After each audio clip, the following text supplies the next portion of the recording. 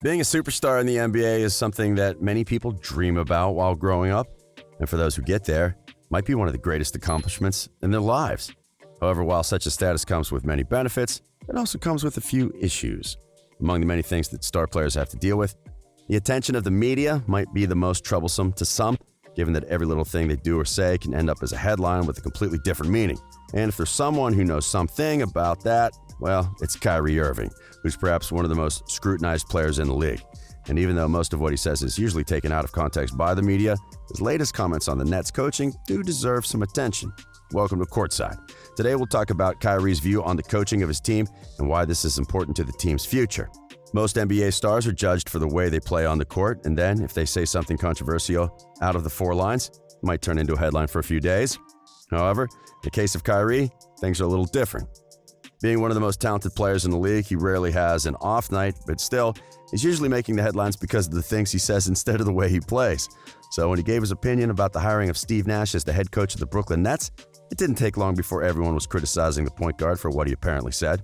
Still, while most people didn't think twice to attack Irving for seemingly saying that his team didn't need a head coach, he and teammate Kevin Durant gave insight on the move and actually praised their new coach. Comments were taken out of an episode of Durant's new podcast where both players were talking about the importance of a great coaching staff to become a successful team, while also saying how they believe Nash could change the way we see coaches. Then came the comment that went viral as Kyrie added he didn't believe the team had a head coach, as both he and Durant, and even assistant coach Jacques Vaughn, could help with that. Now, we don't pretend to interpret each word he said, but it's safe to say that both he and KD understand how a good coach can help him win games, regardless of how many reports are saying otherwise. But what we really thought was worthy of his analysis was his other comments. During that same episode, Kyrie said his team didn't need someone to come with a new coaching philosophy and change the things they were doing, and that's one of the reasons why Nash makes a great fit for them. At first, that might not look like an important statement at all, but considering he knows what it takes to win a championship, as well as the things that can make winning a championship more difficult, goes on to show why this could be a great pairing in the future. Up until this point, Kyrie's defining moment as a star came in Game 7 of the 2016 Finals when he made a go-ahead three-pointer over Steph Curry to help the Cleveland Cavaliers win their first championship ever. At the moment, there was no doubt that LeBron James was the best player on that team and one of the main reasons why the win was even possible. But that shot, as well as the way Irving played during the last 3 games of the series, served as a means to validate his game style as one that's capable of winning a championship. Then, of course, people will talk about how things didn't work out for him in the following years with the Celtics and how he's not been able to win since getting away from LeBron and the Cavaliers.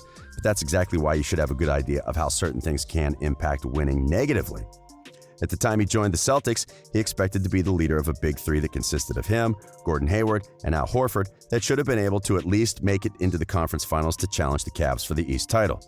However, injuries changed that from the moment that first season started, and by the time it ended, Boston realized it had many starting caliber players that were capable of leading a team to a deep playoff run. But the problem was they never figured out a way to make all of that talent work efficiently together, as they didn't understand why they couldn't win more games despite being so talented.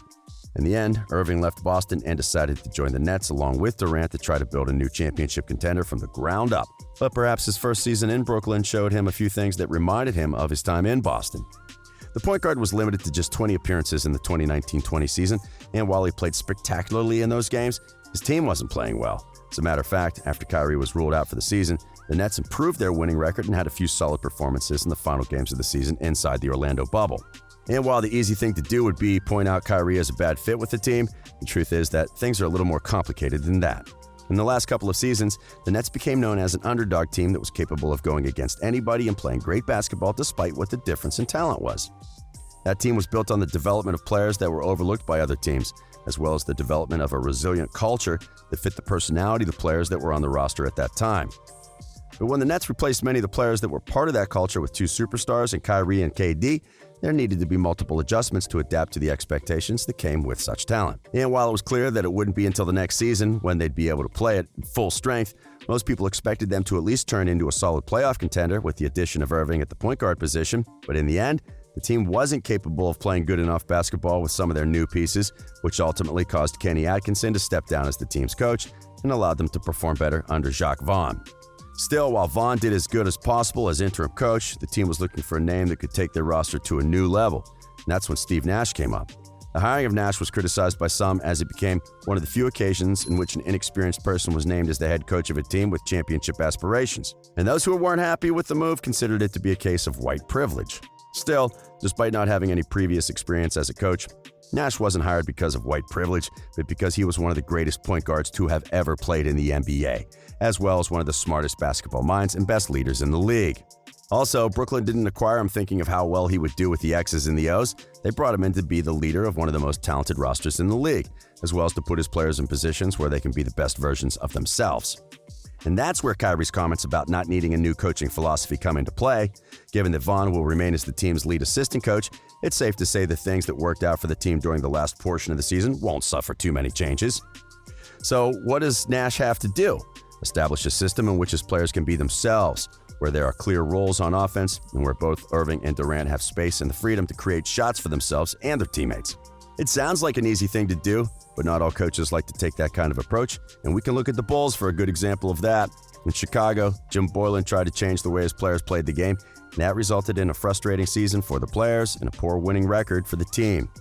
But we believe Coach Nash understands the best way to help his team win games is to make his players play to their strengths.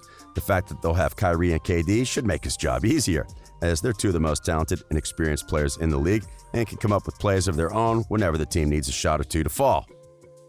Still, that doesn't mean he shouldn't try to make his players make new things if that results in more wins for the team. Nash has already talked about how he plans to use Durant at all 5 positions, something that no other coach had attempted to do before.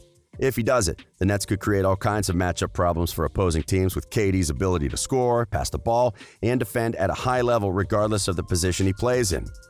Then when it comes to Kyrie, he could help the star point guard take his passing game to a new level. Irving is known as a shoot-first point and as one of the best ball handlers and shot creators in the league. But he's only averaged 5.7 assists per game throughout his career. Those numbers are good, but are not among the best when it comes to creating for others. So, while Nash shouldn't try to turn him into a pass-first point guard, if he can help him expand his game by becoming a better passer, Kyrie could become even better than he already is. And considering that Steve led the league in assists a few times while he was running the point during his time with the Phoenix Suns, it's safe to say that he knows what it takes to become one of the league's passers. All right, last but not least, if he's able to make Spencer Dinwiddie, Joe Harris, Jared Allen, and Karis LeVert buy into specific roles that complement the play of their stars, there's no reason to believe this team couldn't make it out of the East in the next season. All in all, Kyrie Irving's comments are usually taken out of context by the media, and that often makes him look bad even if what he's saying is right. But since we don't care whether he believes the earth is flat or not, we'll look only at what he says when it's related to basketball, okay? Therefore, we believe he and Kevin Durant know what they're getting with Steve Nash and both understand how important he can be to their championship aspirations, and the fact they've only said good things about him so far goes on to show their belief that their partnership can work for the best. But now, what do you think about the Nets' future? Do you think Nash will be able to unlock the team's potential?